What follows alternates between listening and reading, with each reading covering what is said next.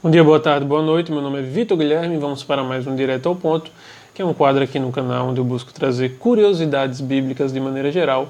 E hoje eu quero responder a seguinte pergunta: Jesus foi ao inferno? Aqueles que defendem uma descida de Jesus ao inferno de maneira literal, como sendo lugar de tormento, se utilizam geralmente de duas passagens para defender essa ideia. As duas passagens estão na primeira carta de Pedro. Uma está no capítulo 3, versículos 18 ao 20, que está escrito o seguinte: Por isso Cristo padeceu pelos pecados dos injustos, para levar-nos a Deus, mortificados na carne, mas vivificados no Espírito, no qual também pregou aos espíritos em prisão, nos quais, noutros tempos, foram rebeldes nos tempos em que Deus era longânimo e esperava que Noé construísse a arca para que apenas 8 pessoas fossem salvas das águas do dilúvio. A outra passagem está lá no livro também de 1 Pedro, no capítulo 4, versículo 6, que diz que por isso também o evangelho foi pregado aos mortos, para que fossem julgados segundo os homens na carne e vivificados segundo Deus no Espírito. Existem geralmente 4 linhas de interpretações a respeito dessas passagens que eu considero equivocadas. Eu quero elencar cada uma delas aqui para vocês e eu vou deixar por último aquela que eu considero ser a interpretação mais correta e coerente com a carta de Pedro.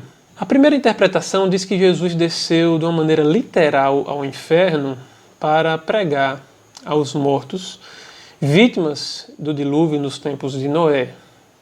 A ideia é que Jesus desceu para pregar uma mensagem de salvação a essas pessoas. Porém, todo ensino que afirma que existe uma segunda chance após a morte deve ser rejeitado, pois não há base bíblica para entender assim. É muito claro que a Bíblia nos mostra que após a morte o que vem é o juízo. Em Hebreus 9:27 diz que ao homem está ordenado morrer uma só vez para que depois enfrente o julgamento. A segunda interpretação diz que Jesus desceu para libertar os santos do Velho Testamento. Significa os homens de Deus do Velho Testamento. A ideia é que esses homens morreram sem ver a promessa, que é Cristo. E Cristo, que é a promessa, precisava aparecer para esses homens para que eles fossem de fato salvos. Eles estavam como se fossem numa sala de espera, esperando que Jesus morresse. E no intervalo entre a sua morte e ressurreição, eles seriam de fato salvos por Jesus. Mas quando você vai para o Velho Testamento, existem passagens que contradizem bastante essa interpretação, como por exemplo lá em Gênesis, que diz que Enoque andou com Deus e desapareceu, porque Deus o tomou para si. Eu não imagino Enoque numa sala de espera, eu imagino Enoque com Deus, como a Bíblia afirma, né? No Novo Testamento a gente vê Moisés e Elias transfigurados de uma maneira glorificada. Então, se existe uma sala de espera lá no inferno, ela era muito luxuosa, né? E segundo a Reis também, no capítulo 2, versículo 11, diz que Elias foi levado ao céu numa carruagem de fogo, num redemoinho. Então, esses homens estavam com Deus, né? Não há espaço para entender que eles estavam numa sala de espera aguardando Jesus morrer para libertá-los do inferno. É complicado a gente pensar assim. No livro de Salmos também, no capítulo 74, versículo 23, o salmista ele afirma: O Senhor me guia pelos teus conselhos e depois me recebes na glória. Então, mais um texto aqui que mostra para nós que após a morte, de fato, vem o juízo. Uma terceira interpretação diz que Jesus desceu para proclamar sua vitória aos anjos caídos.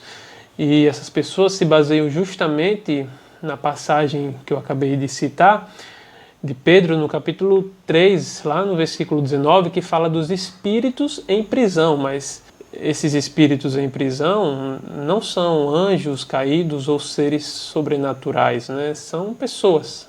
Basta você ler com atenção que você vai perceber isso. E uma quarta interpretação, ela é até famosa, né, entre os cristãos, que diz que Jesus desceu literalmente ao inferno também para proclamar sua vitória a Satanás, para tomar as chaves da morte do inferno. Mas em Apocalipse capítulo 1, versículo 18, não diz que Jesus tomou as chaves da morte do inferno, nem diz que agora ele tem as chaves da morte do inferno. Simplesmente diz que ele tem as chaves da morte do inferno. E para isso ele não precisou tomar essa chave da mão de ninguém, muito menos do diabo, que não é dono de nada. Jesus tem a chave da morte e do inferno de uma maneira absoluta. Quando a Bíblia diz que Jesus tem a chave da morte e do inferno, a palavra que aparece ali é Hades. No vídeo passado eu até falei um pouco mais sobre isso. E aqui é no sentido de que Jesus tem total poder e autoridade sobre a morte, porque nem a morte pôde vencê-lo. O foco aqui está na obra de Cristo na cruz do Calvário, quando ali ele destruiu aquele que utilizava a morte contra nós, né? Conforme diz em Hebreus 2,14. Então isso nos dá esperança, isso nos dá segurança de nós sabermos que nós não precisamos temer a morte, porque a morte está no controle de Deus. E embora nossos corpos possam cair aqui na terra, nós sabemos que a nossa alma estará de pé diante de Cristo nos céus pela eternidade, né? E uma quinta interpretação, é a que eu considero correta, ela afirma que Cristo, através de Noé, pregou aos mortos quando eles estavam vivos, anunciando a mensagem de justiça e de arrependimento. Isso fica claro quando você vai para 1 Pedro, lá no capítulo 1, que você vê claramente que era Cristo quem conduzia os profetas em suas pregações. Então fica claro quando a gente lê Espíritos em Prisão, no capítulo 3, e de a gente entender facilmente e de uma maneira contextualizada de que Jesus, Cristo, através de Noé, pregou às pessoas vivas naquele tempo, que agora são espíritos em prisão, condenados ao juízo eterno porque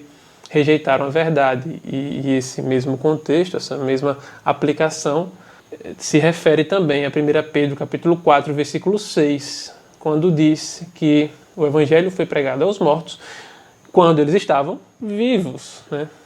Esse é o contexto, é o panorama que eu acredito ser a interpretação mais correta dessa passagem.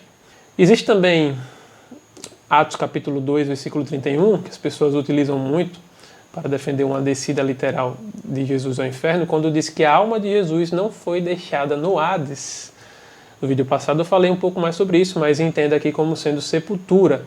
Pedro, ele repete aqui as palavras de Davi, quando ele estava apontando ali um contraste entre o túmulo de Davi em Jerusalém, né, que naquela época não estava vazio, o corpo de Davi estava ali, e ele estava apontando justamente para o túmulo de Jesus, que está vazio, porque Deus o ressuscitou dentre os mortos, né? Uma outra passagem que se usa também está em Efésios capítulo 4, versículo 9, que diz que Jesus desceu às partes mais baixas da terra.